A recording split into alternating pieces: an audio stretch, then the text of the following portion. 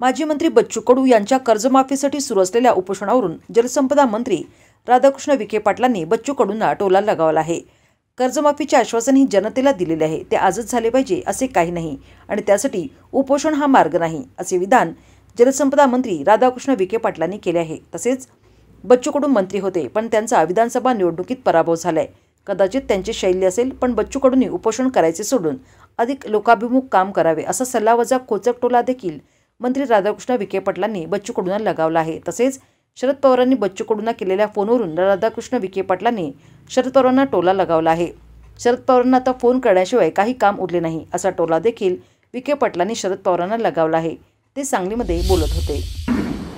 कोणी काय आंदोलन करावं याच्यासाठी काही कायदा नाही आपल्याकडे। सरकारने आपल्या जाहीरनाम्यामध्ये शेतकऱ्यांच्या कर्जमाफीची भूमिका मांडलेली आहे आणि ते कर्जमाफ करण्याबद्दलचं धोरण सरकारने माग घेतलेलंच नाही ना। त्यामुळे त्यांचं जे उपोषण चाललेलं आहे ते तशा अर्थाने त्याला काही अर्थ नाही आहे। परंतु ठीक आहे, शेतकऱ्याच्या प्रश्नावर त्यांनी आंदोलन सुरू केलं आहे। माझी त्यांना एवढीच विनंती आपल्या माध्यमातून की याच्यात आणखीन मला वाटतं तब्येतीची काळजी तरी घ्यावी। सरकार कर्जमाफी देण्यासंदर्भात जाहीरनाम्यामध्ये आपण उल्लेख केलेला आहे, जनतेला दिलेलं आश्वासन आहे, पण ते आजच झालं पाहिजे असं काही नाही आहे त्याच्यामध्ये मुद्दा। पण त्यासाठी उपोषण हा काही मार्ग नाही आहे। सभागृहामध्ये येऊन सभागृहामध्ये सरकारला धारेवर धरून आपण काही निर्णय सरकारला घ्यायला भाग पडतो।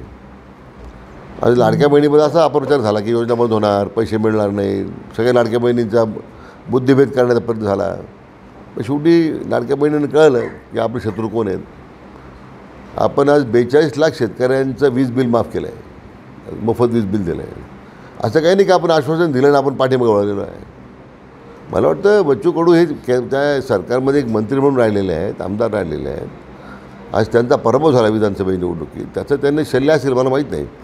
परंतु मला वाटतं त्यांनीसुद्धा आता अधिक लोकाभिमुख काम करण्यासाठी वेळ खर्चित करावा उपोषण करण्यापेक्षा। त्यांच्याबद्दल मला सहानुभूती, माझे मित्र आहेत ते, माझा त्यांना सल्ला आहे की उपोषण सोडून द्यावं। सरकारची भूमिका अतिशय स्पष्ट आहे, त्यात कुठलंही सरकार मागे जाण्याचा प्रश्न नाही।